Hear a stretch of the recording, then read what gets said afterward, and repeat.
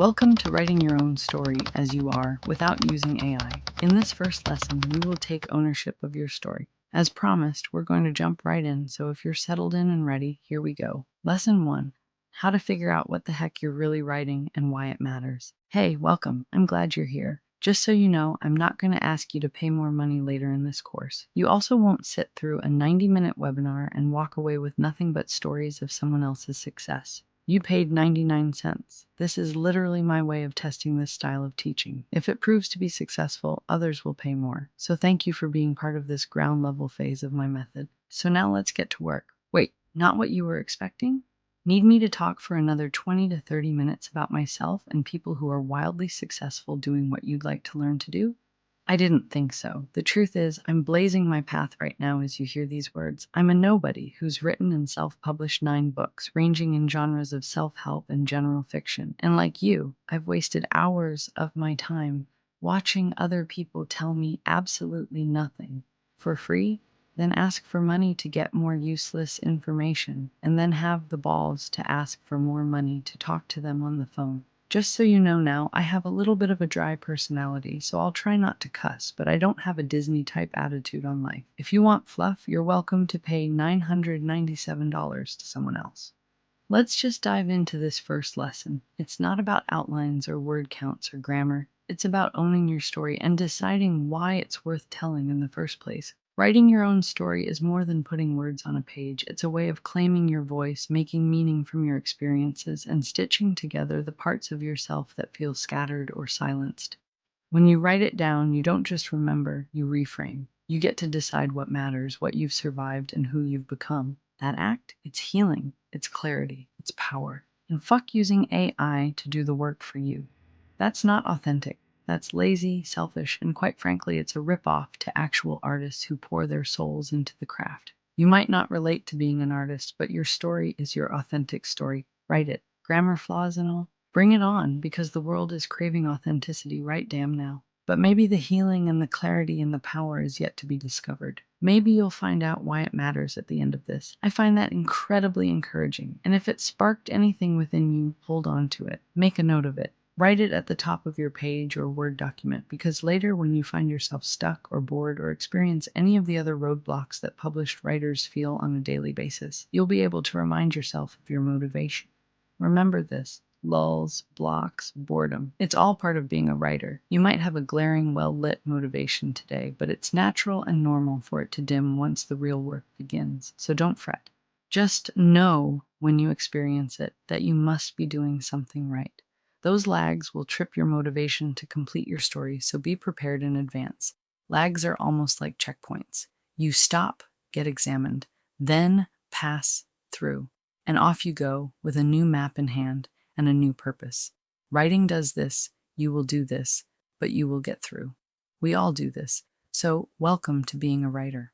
Now, if you've grabbed your coffee, walked the dog, walked yourself, fed the cats, and are ready to settle down and do some soul work, we're doing that right now. I'm totally into handwriting notes, but you might prefer to open a Word doc. Whatever your method is, I do recommend taking notes as you listen. It helps you get inside your head. I listen to colored noise on YouTube when I write. I'm in no way affiliated with this person, but I listen to healing sounds by Otto with headphones. It blocks out all distracting noises and helps me hear my own voice.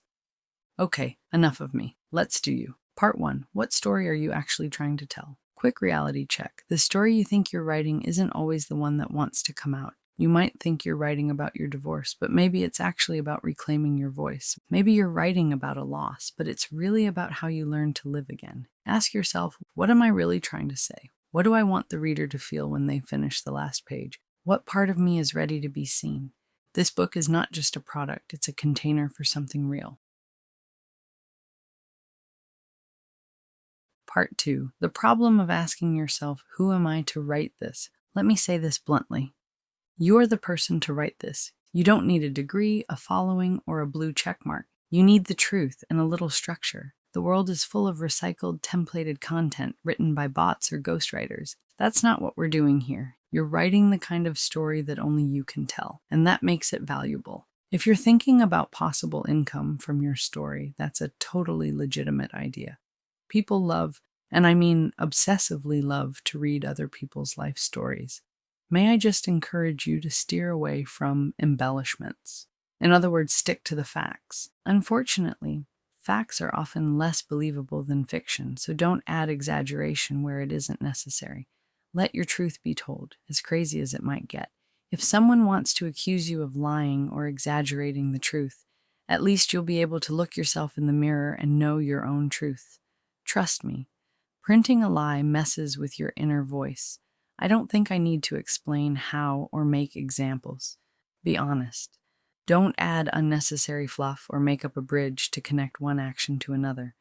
And while I'm on the subject of printing your truth, you may be thinking right now, I can't print this. People will know it's me. I'll lose my job. My neighbors will know. Thankfully, you have the freedom to write under what's famously known as a pseudonym or pen name. I have 3. You'll still get paid to your actual bank account because while you print under another name, no one has access to your banking name except the platform you use to sell your book with, and they're not going to share it with anyone. The key takeaway, and let this be a warning if you are thinking of doing this: write your story, not someone else's. That's where you can find yourself in legal trouble, okay? Are we clear? Be responsible for your actions. Change names of all else involved. If you're trying to tell on someone, tell on yourself, because that's what readers want. Part 3. Is this memoir, essay, or fiction? Some people tell their story as nonfiction. Others turn it into a novel. There's no wrong way. Here's how to choose. If you want it to be 100% true, memoir. If you want to blend memories with creativity, autofiction. That's a blend of autobiography and fiction. If you want to capture feelings more than facts, essay. If you want to protect names and tweak events, go full fiction. You don't have to decide today, but knowing your comfort zone helps shape the next steps. Part 4. Your assignment is to claim it. Write this down. Seriously, pen and paper, notes app, crayon on a napkin, doesn't matter. You can use the workbook I've emailed you or create your own journal. Write, the story I want to write is about, and you fill it in. And then follow it with, I'm telling this story because blah, blah, blah. Keep it rough. Keep it honest. Don't make it pretty. Make it true. This is your seed. We'll grow it from here. That's it for lesson 1. Next up, we'll talk about finding the heart of your story, the core thread that pulls it all together. For now, sit with what you just wrote. It's the beginning of something that could change everything. And if your spelling's a little off, that just makes it more you. Don't worry, there are loads of grammar lovers who are happy to fix it for you at different costs, including free if you'll trade things like beta reads. Want to keep going? Lesson 2 is ready when you are.